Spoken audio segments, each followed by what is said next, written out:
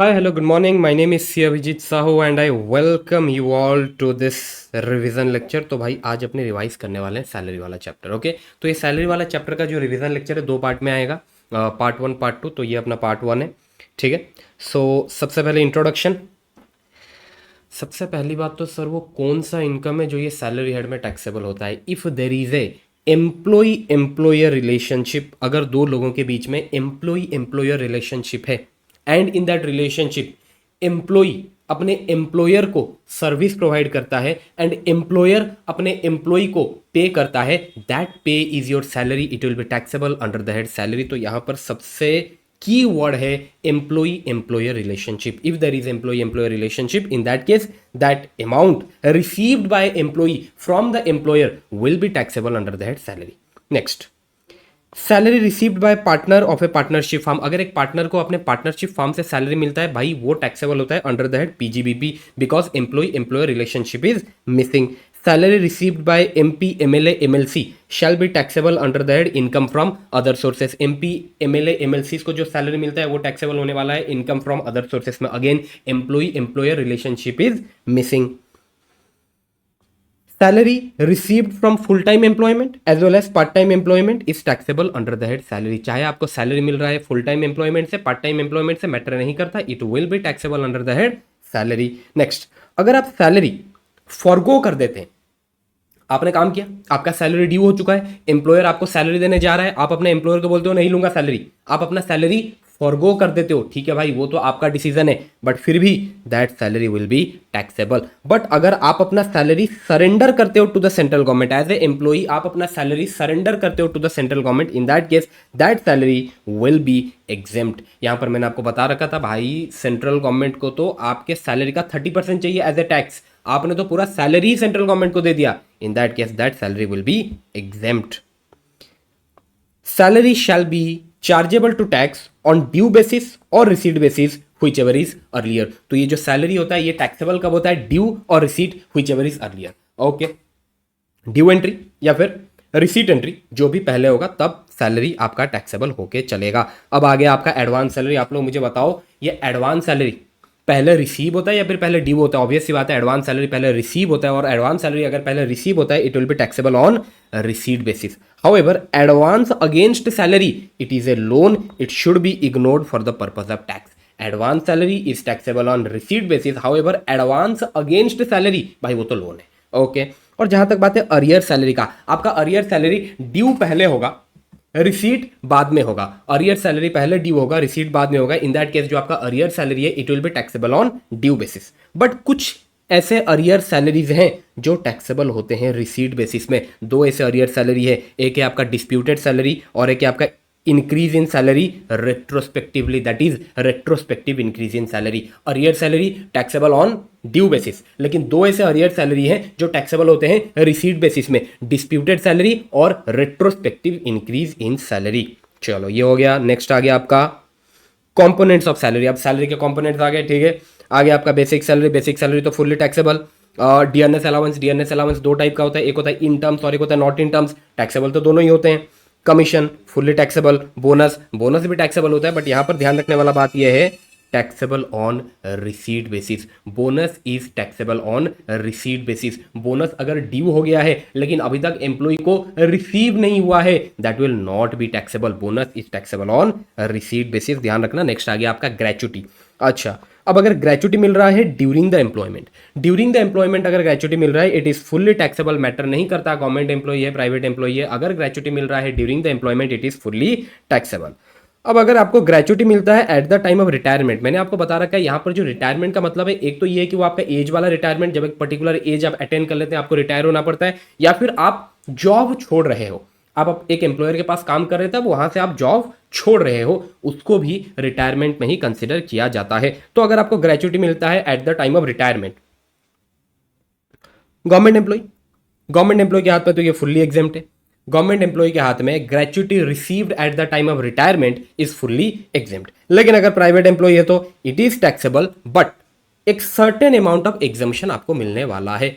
Government employ को gratuity मिलता है at the time of retirement, it is fully exempt. लेकिन अगर प्राइवेट एम्प्लॉय को ग्रेचुटी मिलता है at the time of retirement, it is taxable, but एक सर्टेन अमाउंट ऑफ एग्जामेशन आपको मिलने वाला है। सर कितना एग्जामेशन मिलेगा? 3 लिमिट्स में से whichever is lower. But यहां पर जो प्राइवेट एम्प्लॉयज है ना, प्राइवेट एम्प्लॉयज को हम दो ग्रुप्स में डिवाइड करते हैं। वो एम्प्लॉयज जो कवर हो रहे हैं पोगा में, वो एम्प्लॉयज जो कवर नहीं हो रहे हैं पोगा में। That is your payment of gratuity act.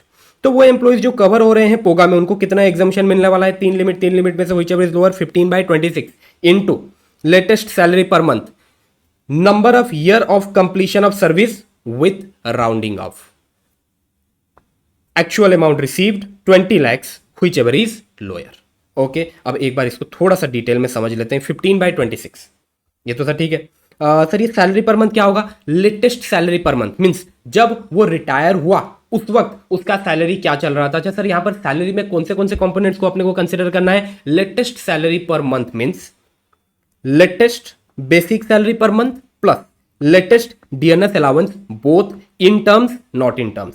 ये हो गया आपका लेटेस्ट सैलरी पर मंथ जो आपको ऊपर कंसिडर करना है। Next, number of year of completion of service, जब वो रिटायर हुआ उससे पहले वो अपने एम्प्लॉयर के पास कितने साल का सर्विस प्रोवाइड किया है। और ध्यान रखना with rounding up, it means अगर वो अपने एम्प्लॉयर के पास 10 years 8 months काम किया है, it will be considered as 11 years। अगर 6 महीने से ज्यादा के लिए काम किया है, that will be considered as whole year only, so with rounding up. Next आ गया actual amount received, actual amount of gratuity received 20 lakhs, तीनों में से whichever is lower. Okay, next, अब वो एम्प्लॉइज जो कवर नहीं होते हैं पोगा में, उनके लिए सर क्या 3 लिमिट्स दे रखा है? 3 लिमिट्स में से whichever is lower will be your exemption amount. 15/30 into average salary per month into number of year of completion of service without rounding up. यहां पर राउंडिंग अप नहीं होने वाला। Actual amount of gratuity received 20 lakhs which ever is lower. Okay sir, 15/30 तो समझ में आ गया sir. ये एवरेज सैलरी पर मंथ क्या है? Average salary per month means जिस महीने में आपका एम्प्लॉय रिटायर हुआ है, उस महीने को छोड़ के उसके पहले के 10 महीने का जो सैलरी है वो ले लो आप। दोबारा रिपीट करता हूं, जिस महीने आपका एम्प्लॉय रिटायर होता है उस महीने का सैलरी, उस महीने को छोड़ के उसके पहले के जो 10 महीने हैं, वो 10 महीने का आप सैलरी ले लो। सर 10 महीने का सैलरी लेना है मीन्स यहां पर कौन से कंपोनेंट्स लेना है? आपको लेना है basic salary plus DNS allowance in terms plus turnover commission. Sir कितने महीने का बेसिक सैलरी, कितने महीने का डीएनएस अलाउंस इन टर्म्स, कितने महीने का टर्नओवर कमीशन? 10 महीने का। सर ये 10 महीना कब से? जिस महीने में एम्प्लॉय रिटायर हुआ है उस महीने को छोड़ के उससे पहले के 10 महीने। देखो इधर कैलकुलेशन भी दे रखा है। Average salary per month, don't include the month of retirement, जिस महीने रिटायर हुआ है उस महीने को इंक्लूड नहीं करना है। Basic salary of last 10 months, DNS allowance in terms of last 10 months, turnover commission of last 10 months. वो आ गया आपका लास्ट 10 मंथ का सैलरी। सर अपने को तो एवरेज सैलरी पर मंथ चाहिए, कोई बात नहीं, उसको डिवाइडेड बाय 10 कर दो, that will be your average salary per month. और उसको आपको मल्टीप्लाई करना है with number of year of completion of service, जितना साल एम्प्लॉई अपने एम्प्लॉयर के अंडर काम किया है बिफोर रिटायरमेंट। और ध्यान रखना इधर राउंडिंग अप नहीं होता। तो अगर यहां पर एम्प्लॉई अपने एम्प्लॉयर के अंडर काम किया है for 10 years and 8 months, it will be considered as 10 years only. उसको 10 years ही हम कंसिडर करके चलेंगे। I hope it is clear, ठीक है। सो वो एम्प्लॉइज जो कवर होते हैं पोगा में, उनके लिए 3 अलग लिमिट्स दे रखा है। वो एम्प्लॉइज जो कवर नहीं होते हैं पोगा में, उनके लिए 3 अलग लिमिट्स दे रखा है। Which ever is lower that is your exemption amount. I hope it is clear. चलो नेक्स्ट, अब ये जो 2 पॉइंट्स है अगेन इंपॉर्टेंट है, एग्जाम में कभी भी इसके ऊपर क्वेश्चन आ सकता है। थोड़ा सा ध्यान रखना भाई। वो ये कहता है, लेट सपोज मैं 2 एम्प्लॉयर के पास काम करता था एज ए एम्प्लॉय, मैं 2 एम्प्लॉयर के पास काम करता था। मेरा एक एम्प्लॉयर है मिस्टर ए और एक एम्प्लॉयर है मेरा मिस्टर बी करके। Okay, I am the employee, ये दोनों है मेरे एम्प्लॉयर। अब मैं दोनों जगह से रिटायर होता हूं एक साथ।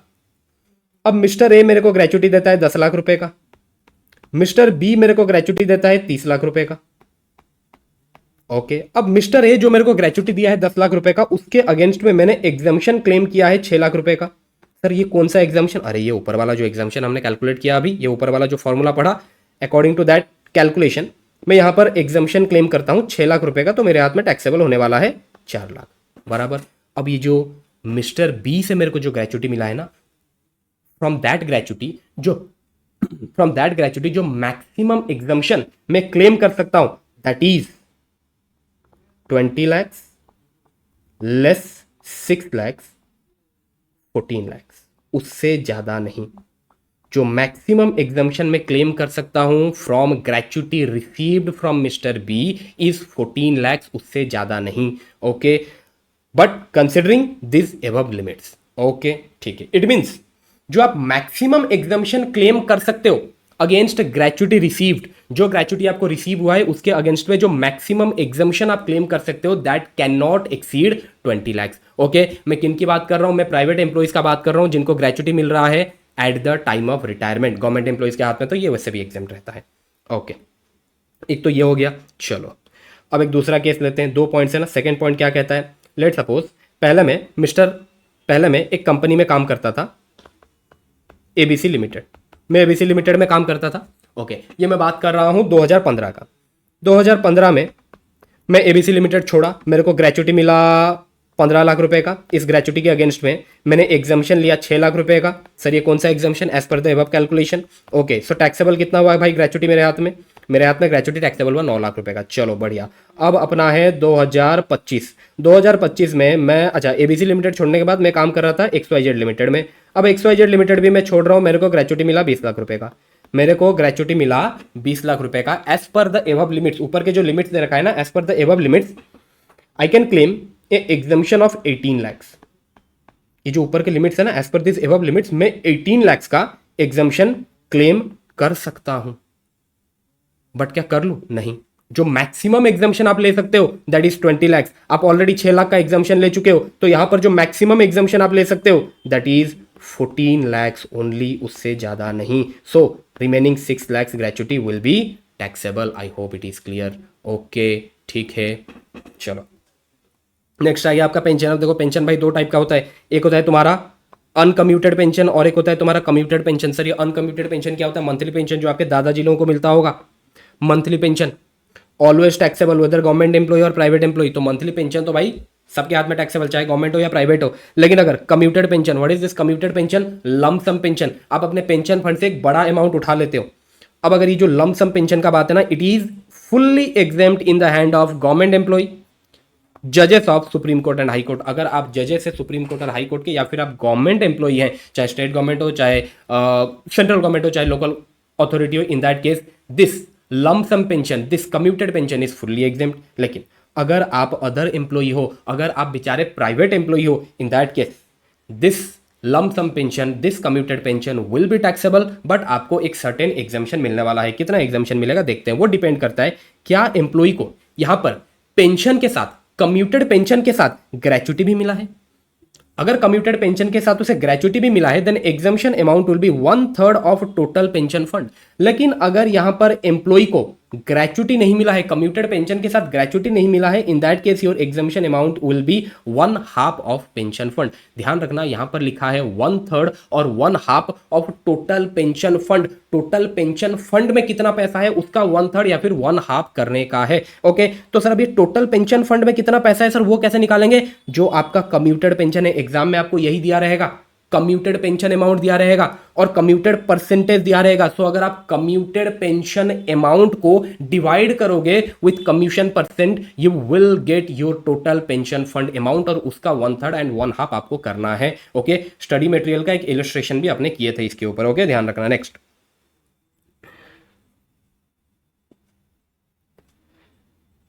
Income by way of pension received by individual is exempt from income tax. कुछ ऐसे इंडिविजुअल्स हैं उनके हाथ में पेंशन इनकम पूरी तरह से एग्जेम्प्ट रहता है। सर ऐसे कौन से इंडिविजुअल्स हैं? इंडिविजुअल्स जो एम्प्लॉई हैं सेंट्रल गवर्नमेंट और स्टेट गवर्नमेंट के and has been awarded by Paramvir Chakra, Mahavir Chakra and Vir Chakra. ऐसे एम्प्लॉइज जो सेंट्रल गवर्नमेंट और स्टेट गवर्नमेंट एम्प्लॉइज थे एंड उनको परमवीर चक्र, महावीर चक्र एंड वीर चक्र मिल रखा है, उनके हाथ में pension income is fully exempt. और कल को उनका डेथ हो जाता है, अगर ये पेंशन उनके फैमिली को मिलता है that family pension is also exempt. और ये बात हम इनकम फ्रॉम अदर सोर्सेस में भी डिस्कस किए हैं। नेक्स्ट, अब अगर कोई personal of armed force disable हो जाता है while performing the official duty, arm force के कोई पर्सनल है अगर डिसेबल हो जाते हैं while performing the official duty, in that case उनको जो डिसेबिलिटी पेंशन मिलेगा that is also exempt from tax, वही लिखा गया है यहां पर। ओके, डिसेबिलिटी पेंशन,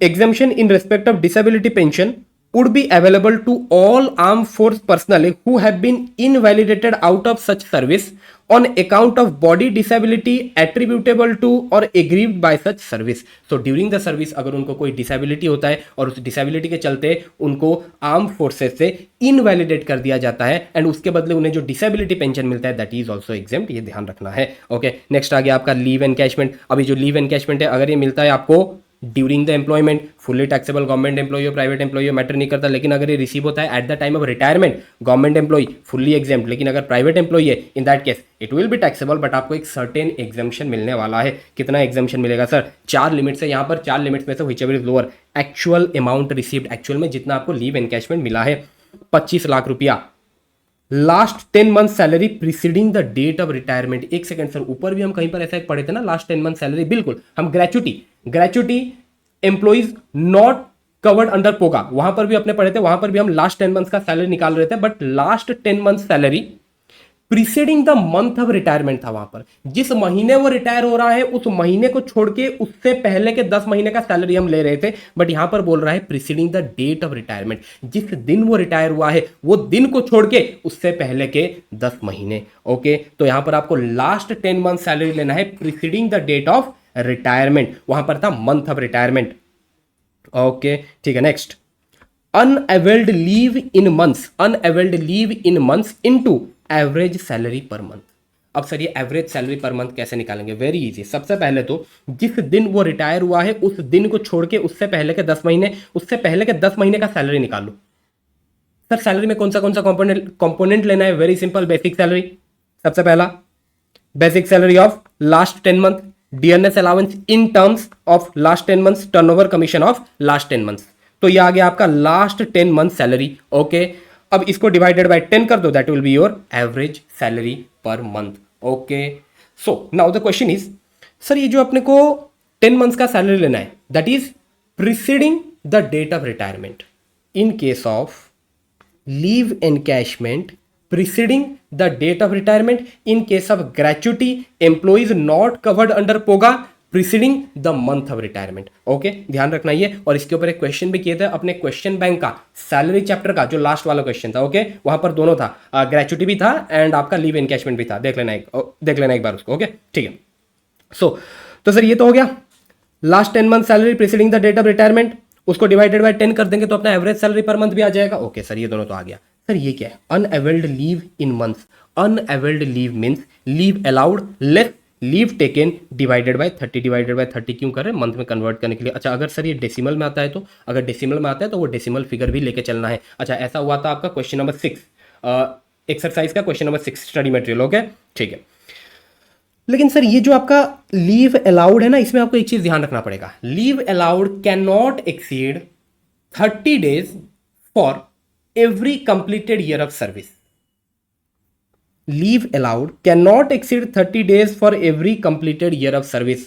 और ध्यान रखना वर्ड यूज किया गया है every completed year of service, तो ये जो आपका year of service है ना, इसको भी आपको विदाउट राउंडिंग ऑफ लेना है। आई होप इट इज क्लियर। आगे बढ़े, चलो नेक्स्ट। अच्छा देखो भाई, ये जो पॉइंट 8 और 9 है ना, ये आप एक बार खुद रीड कर लेना। ओके, इसको मैं छोड़ रहा हूँ, ये आप खुद एक बार रीड कर लेना।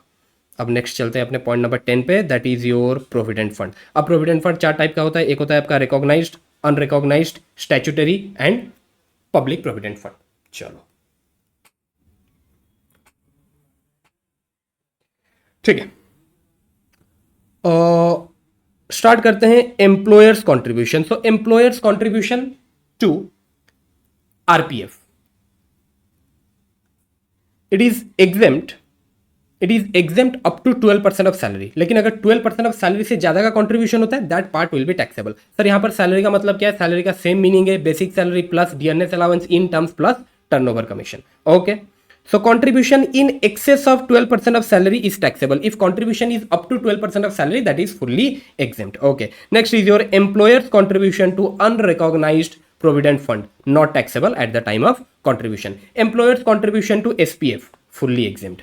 Employers contribution to PPF, sir वहां पर तो एप्लीकेबल ही नहीं है employer's contribution. Sir employees contribution, अब employees contribution to RPF, to SPF, to PPF, इसका तो डिडक्शन आपको एटीसी में मिल जाता है, but employees contribution to URPF उसका डिडक्शन आपको एटीसी में नहीं मिलता है, वही लिखा गया है। Next is your interest credited on employer's contribution.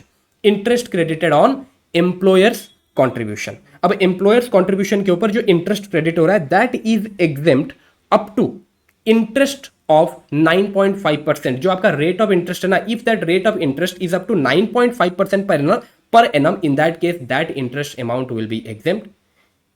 Any amount exceeding that 9.5% will be taxable.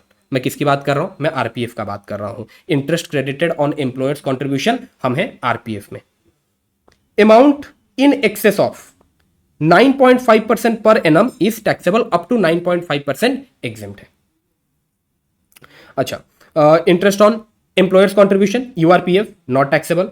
Interest on employers contribution SPF fully exempt. Interest on employers contribution PPF not applicable. यहां पर तो employers contribution होता ही नहीं है। अब आ गया interest on employees contribution for RPF, same provision. Interest on employees contribution in case of RPF is exempt up to 9.5%. If rate of interest exceeds 9.5%, then that part will be taxable.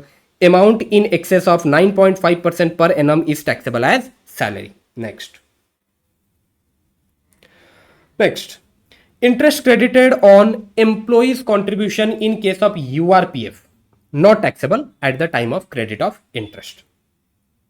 Interest on employees contribution in case of SPF it is exempt up to certain limit of contribution. अब ये अपने को देखना है see the note below. अच्छा, see the note below यहां पर भी है। ओके, अभी एक नोट देखेंगे नीचे, डिस्कस भी किए थे अपने क्लास में। अच्छा, इसको इधर से काट दो, ये मैंने आपको कटवा दिया था क्लास में। Okay, next is interest credited on employees contribution in case of PPF it is fully exempt. okay, ये वाला पार्ट आप काट दो, this is not applicable in case of PPF, ये मैंने आपको कटवा दिया था क्लास में। ओके, इसको काट दो, ठीक है। सो जहां तक बात है एम्प्लॉइज कॉन्ट्रीब्यूशन के ऊपर interest in case of RPF it is exempt up to 9.5% of interest, and in case of SPF it is exempt, but लिखा गया है सी द नोट बिलो, तो जो नोट है नीचे वो अपने को देखना पड़ेगा। चलो, अभी के लिए तो एसपीएफ वाला पार्ट एग्जेम्प्ट है और जो आपका आरपीएफ वाला पार्ट है that is exempt up to 9.5%। देखते हैं आगे क्या बोलता है। चलो, अब आ जाता है विड्रॉल। अगर हम इन फंड से पैसा विड्रॉ करते हैं, चलो जहां तक बात है आरपीएफ का it is exempt but subject to certain conditions. क्या कंडीशन है वो अपने देखेंगे। अच्छा, आ जाते हैं यूआरपीएफ में। यूआरपीएफ से अगर आप पैसा विड्रॉ करते हो, employees contribution not taxable. Interest on employees contribution, भाई वो टैक्सेबल होने वाला इनकम फ्रॉम अदर सोर्सेस में। Employers contribution and interest on such employers contribution will be taxable under the head salary. अच्छा, और जहां तक बात है withdrawal from SPF and PPF it is fully exempt. Okay, ठीक है, सैलरी का डेफिनेशन तो भाई हमने डिस्कस कर लिया, आगे बढ़ते हैं। नेक्स्ट आ गया सर ये जो आपका आरपीएफ था ना, आरपीएफ से जो विड्रॉल है, आरपीएफ का जो विड्रॉल है that is exempt but subject to certain conditions. तो क्या है वो कंडीशंस? भाई वही दे रखा है आपको एक डायग्रामेटिक फॉर्म में। अब वो क्या कहता है, क्या आप अपने एम्प्लॉयर के अंडर सर्विस किए हैं for a continuous period of 5 years, for a continuous period of 5 years, उससे ज्यादा होगा तो भी चलेगा, but for a continuous period of 5 years at least, if yes then your withdrawal is exempt. लेकिन अगर आप अपने एम्प्लॉयर के अंडर सर्विस नहीं किए हैं for a continuous period of 5 years, your period of service is less than 5 years, in that case what is the reason? What is the reason why your period of service is less than 5 years? क्या वो reason ill health है? क्या वो reason है डिसकंटिन्यूएंस of employers business? आपका employer ने ही business बंद कर दिया? क्या उसका रीजन ऐसा कोई कॉज है which is beyond the control of employee? अगर आपका पीरियड ऑफ सर्विस आज लेस देन 5 ईयर से, क्या उसके पीछे का रीजन ये 3 है? इल हेल्थ, एम्प्लॉयर अपना बिजनेस बंद कर देता है, या फिर ऐसा कोई रीजन जो एम्प्लॉय के कंट्रोल के बाहर है? If your answer is yes, in that case your withdrawal is exempt. If your answer is no, in that case अगर आपको अपना आरपीएफ का विड्रॉल एग्जेम्प्ट करवाना है, then please transfer that withdrawal amount to your RPF account maintained with the new employer। आप पुराने employer को छोड़ के अगर किसी न्यू एम्प्लॉयर को ज्वाइन कर रहे हैं, न्यू एम्प्लॉयर के पास जो आपका आरपीएफ अकाउंट ओपन हुआ है ना, उस आरपीएफ अकाउंट में आप उस विड्रॉल अमाउंट को ट्रांसफर कर दो, या फिर आप उस विड्रॉल अमाउंट को ट्रांसफर कर दो to NPS, that is your national pension scheme referred under section 80 CCD. अगर आप ये कर लेते हैं, in that case also your withdrawal amount will be exempt, otherwise it will be taxable. और अगर याद रखना, एक बार अगर आरपीएफ का विड्रॉल टैक्सेबल हो जाता है, it will be taxable like URPF. और यूआरपीएफ का विड्रॉल कैसे टैक्सेबल होता है वो हमने डिस्कस कर लिया है। ओके, नेक्स्ट इज योर, अच्छा यहां पर मैंने आपको एक डायग्राम बना के बताया था ना, लेट सपोज आप एक कंपनी में 2 साल के लिए काम किए, और वहां से जब आप जॉब छोड़ के एक दूसरे कंपनी ज्वाइन करते हैं, उस कंपनी के पहले वाले कंपनी के आरपीएफ अकाउंट में जो भी आपका पैसा पड़ा हुआ था वो आप ट्रांसफर कर देते हैं अपने न्यू एम्प्लॉयर के पास, जो आपका आरपीएफ अकाउंट आपने ओपन किया वहां पर आप ट्रांसफर कर देते हैं। ओके, लेट सपोज आप पुराने वाले कंपनी में 2 साल काम किए, नए वाले कंपनी में आपने 4 साल काम किया। तो जब आप नए वाले कंपनी से जॉब छोड़ के उसके आरपीएफ अकाउंट से पैसा विड्रॉ करोगे, in that case your period of service will be considered as 6 years, बराबर। जो आपने पुराने कंपनी में जितना साल काम किया था एज वेल एज ये नए कंपनी में आपने जितना साल काम किया उसको ऐड कर दिया जाएगा, बिकॉज आपका जो आरपीएफ पुराने कंपनी के पास जो आपका आरपीएफ का पैसा था वो आपने नए कंपनी के आरपीएफ वाले अकाउंट में ट्रांसफर किया था। ओके, तो उसको ऐड करना रहता है। अब आ जाते हैं भाई, अब ये जो नोट था ना, note see the note below, क्या कहता है ये नोट, एक बार देख लेते हैं। ये नोट एक बड़ा सिंपल बात कहता है।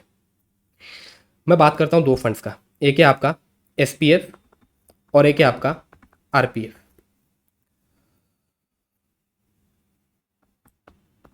एम्प्लॉइज, मैं बात कर रहा हूं एम्प्लॉइज कंट्रीब्यूशन का, employees contribution in excess of 2,50,000।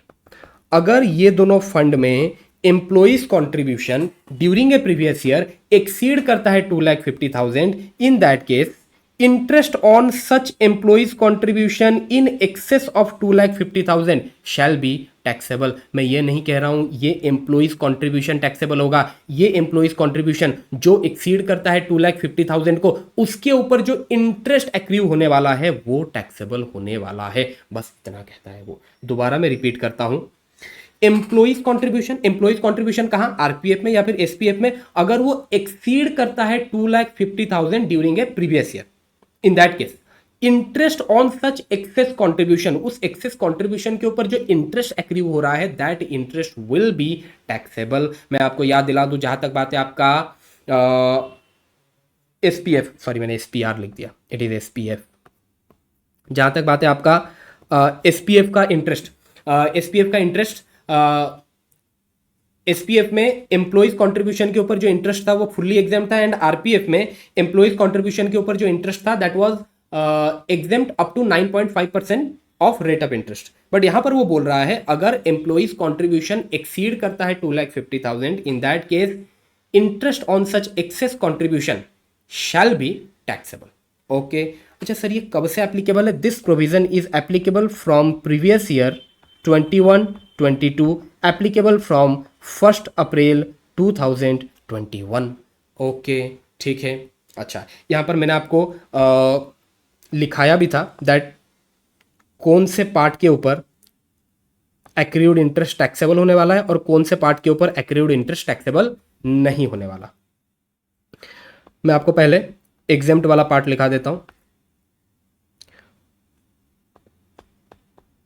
Balance in fund, fund means मैं कौन से फंड का बात कर रहा हूं, मैं एसपीएफ का बात कर रहा हूं एंड आरपीएफ का बात कर रहा हूं। Balance in fund as on 31 March 2021, contribution by employer, यहां पर हम एम्प्लॉयज कंट्रीब्यूशन का बात कर रहे हैं, contribution by employer to such fund up to 2,50,000 during the previous year, interest on above। ये जो आपके 3 फिगर्स हैं, ऑल दीज, इन फिगर्स के ऊपर जो भी इंटरेस्ट एक्रीव होने वाला है इट इज एग्जेम्प्ट। ये जो 3 फिगर्स मैंने लिखा, इन 3 फिगर्स के ऊपर इन फ्यूचर में जो भी इंटरेस्ट एक्रीव होगा दैट इज फुल्ली एग्जेम्प्ट, वो टैक्सेबल नहीं होने वाला। तो भाई सर टैक्सेबल वाला पार्ट कौन सा है? Contribution by employer to such fund in excess of 2,50,000 interest on above. अब ये दोनों फिगर के ऊपर जो भी इंटरेस्ट एक्रीव हो रहा है that interest will be taxable. Sir it means आप बात कर रहे हैं सर इंटरेस्ट ऑन इंटरेस्ट, क्या यहाँ पर कंपाउंडिंग इंटरेस्ट रहता है? बिल्कुल भाई, मैंने बता रखा है आपको, पीएफ फंड में आपका जो इंटरेस्ट कैलकुलेशन होता है वो कंपाउंडिंग फॉर्म में होता है। तो यहां पर मैं वही कह रहा हूं, interest on interest, interest on interest जो है वो भी आपका टैक्सेबल होने वाला है। ठीक है, चलो ये हो गया। अब आते हैं अलाउंस। अब जहां तक बात है आपका अलाउंस, अलाउंस को 3 ग्रुप में हमने डिवाइड किया था। सबसे पहले वो अलाउंस जो होते हैं fully taxable. Sir fully taxable वाले अलाउंस कौन से हैं? एक हो गया आपका city compensatory allowance, entertainment allowance, transport allowance. But ध्यान रखना, अगर ये ट्रांसपोर्ट अलाउंस किसी हैंडीकैप्ड एम्प्लॉय को मिलता है, in that case there is a exemption available and that exemption is 3,200 per month. अब अलाउंस का बात करते हैं जो पार्टली टैक्सेबल है, means partly taxable and partly exempt. उसमें सबसे पहले आता है आपका एचआरए। ओके, अब जहां तक बात है इस एचआरए का, एचआरए इज टैक्सेबल बट आपको सर्टेन एग्जम्पशन मिलेगा। कितना एग्जम्पशन मिलेगा? 3 लिमिट्स है, 3 लिमिट्स में से व्हिचएवर इज लोअर। क्या है वो 3 limits? Actual HRA received, rent paid less 10% of salary, 50% और 40% ऑफ सैलरी। सर इस सैलरी का मतलब क्या है? सैलरी का मतलब basic salary plus dearness allowance in terms plus turnover commission. Next sir यहाँ पर लिखा गया है 50% 40% ऑफ सैलरी। तो फिर सर 50% लेना है या 40% लेना है? 50% is for metro cities like Delhi, Kolkata, Mumbai, Chennai. अगर मेट्रो सिटीज है तो 50%, अगर अदर्स है in that case 40%। Okay next. अब आ गया sir helper allowance, research allowance, uniform allowance, travelling allowance, daily allowance, convince allowance. ये जो आपके 6 अलाउंस है इनके अगेंस्ट में आपको एग्जम्पशन मिलने वाला है। जितना अमाउंट आपने खर्चा किया है remaining will be taxable. Tribal area allowance exemption मिलने वाला है 200 पर मंथ का। चिल्ड्रन एजुकेशन अलाउंस एग्जम्पशन मिलने वाला है 100 per month per child, maximum 2 child. Children hostel allowance 300 per month per child up to maximum 2 children. तो फिर यहां पर सर मैक्सिमम एग्जम्पशन कितना मिल सकता है? जो मैक्सिमम एग्जम्पशन आपको मिल सकता है, अगर मैं बात करूं चिल्ड्रन एजुकेशन अलाउंस का, 100 पर मंथ है तो साल भर के लिए इंटू 12, ये तो एक बच्चे के लिए हुआ, मैक्सिमम 2 बच्चे के लिए। सो कितना हुआ ये? 1200 इंटू 2, 2400। मैक्सिमम आपको जो एग्जम्पशन मिल सकता है यहां पर it is 2400। Okay next, maximum exemption यहां पर हो गया 2400। अच्छा, अगर अपने बात करें चिल्ड्रन हॉस्टल अलाउंस का, चिल्ड्रन हॉस्टल अलाउंस के केस में 300, ये तो पर मंथ है, इंटू 12 करेंगे, इंटू मैक्सिमम 2 बच्चे, तो ये हो जाएगा आपका 300 इंटू 12 इंटू 2 दैट इज 7,200। ये आपका मैक्सिमम एग्जम्पशन जो आपको ये दोनों अलाउंस के अगेंस्ट में मिल सकता है। नेक्स्ट आ गया आपका कंपेंसेटरी फील्ड एरिया अलाउंस। तो ये कंपेंसेटरी फील्ड एरिया अलाउंस के अगेंस्ट में आपको एग्जम्पशन मिलने वाला है 2,600 per month. Compensatory modified field area allowance के अगेंस्ट में आपको एग्जम्पशन मिलने वाला है 1,000 पर मंथ। अंडरग्राउंड अलाउंस के अगेंस्ट में आपको एग्जम्पशन मिलने वाला है 800 per month. Counter insurgency allowance के अगेंस्ट में आपको एग्जम्पशन मिलने वाला है 3,900 per month. High altitude allowance के अगेंस्ट में आपको एग्जम्पशन मिलने वाला है 1,060 पर मंथ और 1,600 पर मंथ, डिपेंड करता है आप कितने हाई ऑल्टीट्यूड में है। आइलैंड अलाउंस के अगेंस्ट में आपको एग्जम्पशन मिलने वाला है 3,250 per month. Highly active field area allowance के अगेंस्ट में आपको एग्जम्पशन मिलने वाला है 4,200 per month. Allowance which are fully exempt, allowance to supreme court and high court जजेस, allowance received from UN organisation and sumptuary allowance. ये जो आपके 3 अलाउंस है ये फुल्ली एग्जेम्प्ट रहते हैं। अलाउंस जो भी हमने डिस्कस नहीं किया, अगर ऐसा कोई अलाउंस एग्जाम में आ जाता है जो हम डिस्कस ही नहीं किए, दैट विल बी टैक्सेबल, ये चीज़ ध्यान रखना। अच्छा, अब यहाँ पर तो सर बहुत सारे एग्जाम्पशंस पढ़े, लेकिन अगर एसएससी न्यू रिजीम में चला जाता है, सिर्फ और सिर्फ दो टाइप के एग्जाम्पशंस अवेलेबल रह जाएंगे। एक तो ये वाला, एक ये एग्जाम्शन अवेलेबल रहेगा। ट्रांसपोर्ट अलाउंस के अगेंस्ट में जो एग्जाम्शन रहता है फॉर हैंडिकैप्ड एम्प्लॉइज, एक ये एग्जाम्शन अवेलेबल रहेगा, और एक एग्जाम्शन अवेलेबल रहने वाला है ये तीनों। Travelling daily and convince allowance के अगेंस्ट में जो एग्जाम्शन है ना, अमाउंट स्पेंड, वो एग्जाम्शन अवेलेबल रहने वाला है। इसके अलावा और कोई भी एग्जाम्शन अवेलेबल नहीं रहेगा अगर आपका एसएससी न्यू रिजीम में चला जाता है। आई hope it is clear. Okay, discuss किए थे अपने न्यू रिजीम में। चलो next point number 12 and 13। 12 and 13 ये कहता है कि एम्प्लॉयर्स कॉन्ट्रीब्यूशन टू एनपीएस, किधर गया भाई NPS, pension scheme referred under section 80 ccd. So employers contribution to nps, it will be taxable in the hand of employee as salary. Employers contribution to Agniveer corpus fund, again it is taxable as salary in the hand of employee. Approved superannuation fund, अब ये approved superannuation fund में employee's contribution ignore करना है, कोई deduction नहीं मिलने वाला आपको 80C में इसका। एम्प्लॉयर्स कंट्रीब्यूशन एग्जेम्प्ट तो है बट अप टू 7,50,000। अब ये 7,50,000 क्यों लिखा गया है, आई होप ये आप लोगों को याद होगा। नेक्स्ट, अच्छा सर ये एम्प्लॉइज कंट्रीब्यूशन, एम्प्लॉयर्स कंट्रीब्यूशन के ऊपर अगर कोई इंटरेस्ट मिलता है वो इंटरेस्ट भी एग्जेम्प्ट है। Lump sum amount received on retirement, sir वो भी एग्जेम्प्ट है। Sir what about unapproved superannuation fund, unapproved superannuation fund का वही ट्रीटमेंट होने वाला है जो ट्रीटमेंट हमने पढ़ा था for unrecognised provident fund. Next आ जाता है सर आपका leave travel concession. Leave travel concession, अच्छा आपने परक्यूजिट में आ गए। Okay, so now we are in perquisite. तो अब परक्यूजिट में पहला परक्यूजिट आ जाता है आपका leave travel concession. Sir leave travel concession में होता क्या था, लीव ट्रैवल कंसेशन में एम्प्लॉयर एम्प्लॉई को बोलता था कि जा भाई तेरे को जिधर घूमने जाना है जा, तेरा जो ट्रैवलिंग का खर्चा होगा ना वो एम्प्लॉयर बियर करेगा। ओके, घूमना है उसे विद इन द इंडिया घूमना है। चलो अब अगर वो ट्रैवल करता है bye air, in that case जो भी एक्चुअल एक्सपेंडिचर हुआ and economy class fare of Air India which ever is lower, that is the exemption available. Okay, सबसे पहली बात तो यहाँ पर जो आपका ये परक्यूजिट है लीव ट्रैवल कंसेशन या फिर लीव ट्रैवल अलाउंस, ये लीव ट्रैवल कंसेशन एम्प्लॉई के हाथ में टैक्सेबल होता है एज परक्यूजिट, बट आपको एग्जम्पशन मिलता है up to a certain limit. तो कितना एग्जम्पशन मिलेगा वो डिपेंड करता है आप कौन से मोड से ट्रैवल किए हैं। अगर आप ट्रैवल किए हैं by air, in that case exemption available is actual expenditure और economy class fare of Air India, Air India का इकोनॉमी क्लास का जो फेयर है which ever is lower.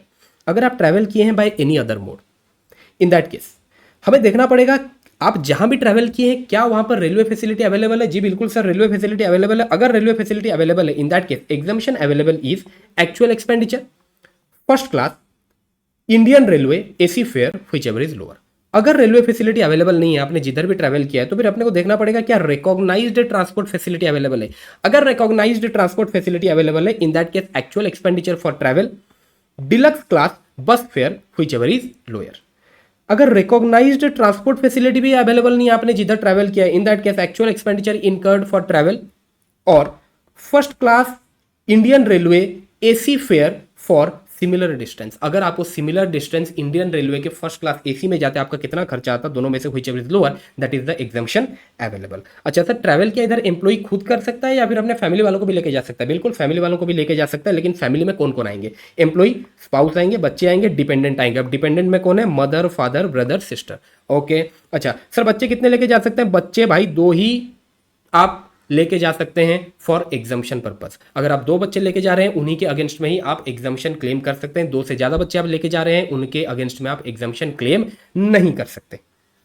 But sir एक ऐसा सिचुएशन है जब 3 बच्चों के अगेंस्ट में भी एग्जम्पशन अलाउ हो जाता है। अगर भाई का फर्स्ट अटेम्प्ट में एक बच्चा हुआ है एंड सेकेंड अटेम्प्ट में ट्विंग्स हुआ है, in that case exemption is also allowed for 3 childrens. But अगर फर्स्ट अटेम्प्ट में ही ट्विंग्स हुआ है भाई फिर भी सेकंड अटेम्प्ट लेता है और उसका एक बच्चा होता है, in that case exemption is only available for 2 childrens. जो एक एक्स्ट्रा बच्चा आप लेके जा रहे हो उसके अगेंस्ट में आप एग्जम्पशन क्लेम नहीं कर सकते एलटीसी का। अब ये जो एलटीसी का एग्जम्पशन है ना, आप ये 4 साल के ब्लॉक में सिर्फ 2 बार ही ले सकते हो। सर ये 4 साल का block means your block are fixed year and current block is 2022 से लेके 2025, यहां पर कैलेंडर ईयर चलता है 2022, 23, 24, 25। ये जो 4 साल का ब्लॉक है, ये 4 साल के ब्लॉक में आप एलटीसी के अगेंस्ट में सिर्फ 2 ही बार एग्जम्पशन क्लेम कर सकते हो। सर नेक्स्ट ब्लॉक क्या है, 2026, 27, 28, 29। उस 4 साल में भी आप एक बार एग्जम्पशन उस 4 साल में भी आप 2 बार एग्जम्पशन क्लेम कर सकते हो। अच्छा सर अगर अपना कोई अनअवेल्ड एग्जाम्शन रहता है तो फिर क्या सर अपने उसको कैरी फॉरवर्ड कर सकते हैं? बिल्कुल, आप एक अनअवेल्ड एग्जाम्शन को कैरी फॉरवर्ड कर सकते हो to the succeeding block. Okay, LTC to supreme court जजेस, हाई कोर्ट जजेस is completely exempt without any condition. अगर LTC दिया जा रहा है सुप्रीम कोर्ट हाई कोर्ट जजेस को, वो कंप्लीटली एग्जेम्प्ट रहता है। ट्रीटमेंट ऑफ एम्प्लॉई और any office family member in India, employee या फिर एम्प्लॉई के किसी फैमिली मेंबर का ट्रीटमेंट हो रहा है, इंडिया में ट्रीटमेंट हो रहा है, तो फिर सर उसके लिए देखना पड़ेगा कौन से हॉस्पिटल में ट्रीटमेंट हो रहा है, उसके ऊपर डिपेंड करता है कि सर ये परक्यूजिट एग्जेम्प्ट है या टैक्सेबल है। ओके, अगर एम्प्लॉई या फिर एम्प्लॉई के फैमिली मेंबर्स का ट्रीटमेंट हो रहा है किसी गवर्नमेंट हॉस्पिटल में, हॉस्पिटल ओन्ड और मेंटेन्ड बाय एम्प्लॉयर, या फिर any such hospital which is approved by principal chief commissioner और chief commissioner for some prescribed diseases, अगर ये 3 हॉस्पिटल में ट्रीटमेंट हो रहा है, in that case this perquisite is fully exempt in the hand of employee. But अगर employee या फिर एम्प्लॉई के फैमिली मेंबर्स का ट्रीटमेंट एनी अदर हॉस्पिटल में हो रहा है, in that case this perquisite will be taxable. Next, treatment of employee और any of his family member outside India, employee या फिर एम्प्लॉई के फैमिली मेंबर्स का इस बार ट्रीटमेंट हो रहा है, बट ट्रीटमेंट हो रहा है आउटसाइड इंडिया। अब अगर आउटसाइड इंडिया ट्रीटमेंट हो रहा है ना सर, 3 टाइप के खर्चे होगा, एक होगा आपका ट्रैवलिंग का खर्चा, एक होगा स्टे एंड ट्रीटमेंट का खर्चा। जहां तक बात है ये ट्रैवलिंग वाले खर्चे का, ये ट्रैवलिंग वाला खर्चा एम्प्लॉई के हाथ में फुल्ली एग्जेम्प्ट हो जाएगा। अच्छा एक सेकंड सर, ये ट्रैवलिंग वाला खर्चा हो तो रहा है, बट ये खर्चा कर कौन रहा है? खर्चा कर रहा है employer on behalf of employee. Employee या फिर एम्प्लॉई के किसी फैमिली मेंबर्स का ट्रीटमेंट हो रहा है आउटसाइड इंडिया, और आउटसाइड इंडिया जाने में जो भी ट्रैवलिंग का खर्चा हो रहा है, वो ट्रैवलिंग का खर्चा बियर कर रहा है employer. It is a perquisite in the hand of employee, but this perquisite will be exempt in the hand of employee if employee's gross total income is up to 8 lakh. Class में मैंने आपको ये change करवा दिया था, ये limit बढ़ के हो चुका है 8 लाख। तो अगर एम्प्लॉई का gross total income is up to 8 lakh से, इन दैट केस ये जो भी ट्रैवलिंग एक्सपेंसेस का खर्चा बियर कर रहा है employer, it will not be taxable in the hand of employee. और जहां तक बात है expense on treatment and expense on stay, it will be exempt in the hand of employee up to the limit prescribed by RBI। Again यहाँ पर treatment हो रहा है एम्प्लॉई या फिर एम्प्लॉई के फैमिली मेंबर का, बट खर्चा बियर कर रहा है employer. It is a perquisite and such perquisite is exempt up to the limit prescribed by RBI। Next sir, यहाँ पर आप बोल रहे हैं ट्रीटमेंट होगा एम्प्लॉई या फिर एम्प्लॉई के फैमिली मेंबर्स का। सर फैमिली मेंबर्स में कौन कौन आएगा? Spouse, children, dependent relative that is your mother, father, brother, sister. In case of treatment outside India, only one attendant is allowed with the patient to accompany him। तो patient के साथ सिर्फ एक attendant जा सकता है, एक से ज्यादा अटेंडेंट अगर आप लेके जा रहे हैं उनके अगेंस्ट में आप एग्जाम्पशन क्लेम नहीं कर सकते। Premium paid by employer for health insurance of employee, health insurance employee का है लेकिन प्रीमियम एम्प्लॉयर पे कर रहा है, it is fully exempt from tax. This perquisite is not taxable in the hand of employee. But अगर employee अपना या फिर अपने फैमिली मेंबर का हेल्थ इंश्योरेंस के लिए प्रीमियम खुद पे करता है, एम्प्लॉई अपना या फिर अपने फैमिली मेंबर के हेल्थ इंश्योरेंस के लिए प्रीमियम खुद पे करता है, और वो प्रीमियम एम्प्लॉयर उसे रीइंबर्स करता है, in that case also this perquisite is also fully exempt. But यहां पर एक एडिशनल बेनिफिट एम्प्लॉई को मिलता है, that employee can claim deduction of such payment of premium under section 80D। Sir ये डिडक्शन का बेनिफिट ऊपर क्यों नहीं था? बिकॉज ऊपर पॉइंट 3 में प्रीमियम का पेमेंट कर रहा था एम्प्लॉयर, बट पॉइंट 4 में प्रीमियम का पेमेंट कर रहा है एम्प्लॉई, और वो उस पेमेंट का रीइंबर्समेंट ले रहा है एम्प्लॉयर से। दैट्स व्हाई पॉइंट 4 में डिडक्शन अंडर सेक्शन 80D भी मिलने वाला है। ओके, तो यहां तक अपने क्लोज करते हैं पार्ट 1। पार्ट 2 में जो आपका रिमेनिंग पार्ट है वो अपने कवर कर लेंगे। ओके, चलिए, थैंक यू।